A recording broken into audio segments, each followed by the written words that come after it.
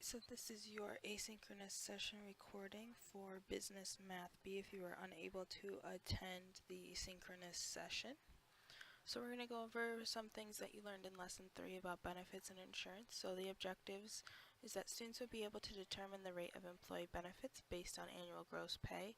Students will be able to calculate cost of disability and workers' compensation and insurance for employees. So the first thing we're going to go over is we're going to first go over some key terms. So our first key term is employee benefits. Employee benefits is compensation to employees other than salary or wages, such as health and workers' compensation, insurance, paid vacation, and a retirement plan. Disability insurance is insurance that pays individuals who must miss work because of an injury or an illness. Workers' compensation insurance that covers employees' medical expenses and lost wages if they are hurt on the job. So now that we know some key terms, let's see if we can do some calculations. So we're going to start out with benefits. So rate of benefits equals total benefits divided by annual gross pay. So an example, Elijah earns an annual gross pay of $52,000. He gets $16,000 in total benefits. What is the rate of his benefits? So we're going to use that formula and we're going to plug in what we know. So with our formula, we know our total benefits says it's $16,000 is what he gets, and the annual gross pay is $52,000. So we're going to plug those in. So we have $16,000 divided by $52,000. Type that into a calculator and you get 0.308. And then since it's a rate of benefits, we want it as a percentage. So the way to change it to a percentage is you can either move your decimal place 2 to the right. So you can take your decimal like here of 3 and go 1 and 2 places to the right, and that's where your decimal ends up. Or you can take your rate of benefits here and multiply times 100 to get the 30.8. Either way works, whichever one you feel comfortable using. So Elijah's rate of benefits is 30.8%. Martha is an administrative assistant with an annual salary of $38,500. Her benefits include $982 for vacation, $1,450 for health insurance, $1,250 for unemployment insurance, $1,380 for Social Security, $408 for Medicare, and $781 for vision and dental insurance. What is the rate of her benefits? So the formula that we're going to use for rate of her benefits is still the total benefits divided by the annual gross pay. So to get our total benefits, we need to take all of her benefits there and add them all together. So I'm going to put all of her total benefits there are in parentheses because we first need to add them before we do our division. So we need to put the addition into parentheses in order to follow our rules of PEMDAS. So we're going to add all of her benefits together, and we get $6,251 divided by her annual gross pay of $38,500. When we type that division into a calculator, we get 0.162. Now again, we can either move the decimal 2 to the right or multiply times 100, and we'll get that the percentage is 16.2%. So Martha's rate of benefits is 16.2%. Now see if you can do this one. So go ahead, pause the video, see if you can calculate this one, and then when you have finished working out your solution, hit play again, and I will show you if you got the correct answer. So now that you've had time to work this out, let's see if you got it right. Nancy is a secretary with an annual salary of $42,000. Her benefits include $1,689 for vacation, $1,890 for health insurance, $1,792 for unemployment insurance, $1,752 for Social Security, and $568 for Medicare. What is the rate of her benefits?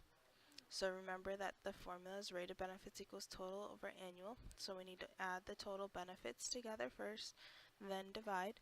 So our total benefits is $7,691 divided by the annual salary of $42,000. We get 0.183. Move the decimal to the right 2 or multiply times 100 to get 18.3%. So hopefully you got that Nancy's rate of benefits is 18.3%. If not, go ahead, check your work, see where you may have made a mistake. Disability insurance. So the annual disability benefit equals the years worked plus the expected retirement age minus present age times the rate of benefits times final average salary. Now notice that the first three there, when we're adding and subtracting, is in parentheses. That means we need to do that first before we multiply. So let's do an example. Donna had worked at the university bookstore for 28 years before she became permanently disabled. She could not continue to work. Donna was 52 years old and had planned to retire at age 65. Her final annual salary was $52,682. Her employer's rate of benefits is 2.1%. What is her annual disability benefit? So we're going to use our formula, so we're going to plug in what we know. So if we look, her years worked is 28. She worked for 28 years at the bookstore. Then her expected retirement age is she wants to retire at 65, and she currently is 52. And then we need to change the percentage of her rate of benefits into decimal. So you either move the decimal 2 to the left or divide by 100. And we get 0.021. And then her final average salary was $52,682. So now if we do what's in our parentheses first, we get 41. Then we can go ahead and multiply those three numbers together, and we get her annual disability benefit is $45,359.20 is Donna's annual disability benefit. Let's do another one. After working at the dentist office for 32 years, Stephanie became permanently disabled and could no longer work. She was 56 years old and planned to work until she was 67. Her final annual salary was $65,926. Her employer's rate of benefits is 2%. What is Stephanie's monthly disability benefit to the nearest dollar? So step one, we first have to find the annual disability benefit before we can get her monthly. So let's use our formula that we were just using, fill in our numbers that we know. So 32 years work, 67 expected retirement age, currently 56. The 2%, remember, move the decimal 2 to the left or divide by 100 to get 0.02, and then her annual salary of $65,926. So let's go ahead, do the addition and subtraction in the parentheses, get 43. Now I can multiply it out. So her annual disability benefit is $56,696.36. But we want to know what her monthly disability is. So we're going to take her annual now and divide by 12 to get her monthly, since there's 12 months in a year. So we're going to take that $56,696.36 divide by 12, and we get $4,724.70. And if we read the problem again, it says, what is Stephanie's monthly disability benefit to the nearest dollar? So since we have a .70, we have 70 cents. That's gonna round up. So if it's 50 cents or higher, it rounds up to the next dollar. Otherwise, it stays at the dollar amount it's at, and we just get rid of our cents. So Stephanie's monthly disability benefit is $4,725. So let's see if you can do this one.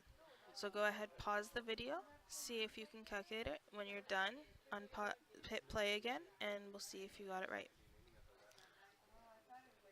So now that you've had a chance to complete this problem on your own, let's go over it and see if you got it correct. Preston worked as a contractor for 24 years before he became permanently disabled and unable to work. Preston was 49 years old and had planned to retire at age 65. His final annual salary was $65,980. His employer's rate of benefits is 1.8%.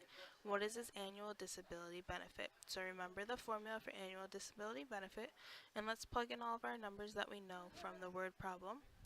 So that would be what you get when you plug in all your numbers. Remember, you have to do the parentheses first, and then you can multiply. So Preston's annual disability benefit is $47,505.60.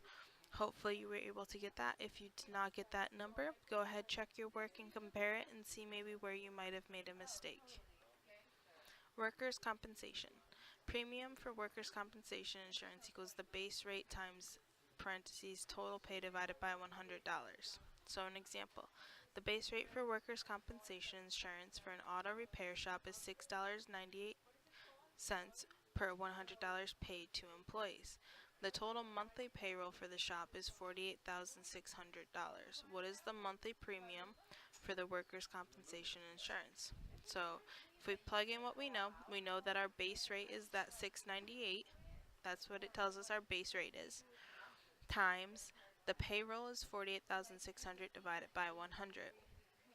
So when we do our division first, since it's in parentheses, we get 486, and when we multiply, we get $3,392.28. So the monthly premium for the workers' compensation insurance is $3,392.28 for that auto repair shop.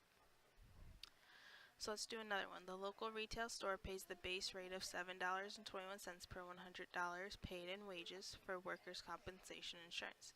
The payroll for August is $87,968. What is that month's premium for workers' compensation insurance to the nearest cent?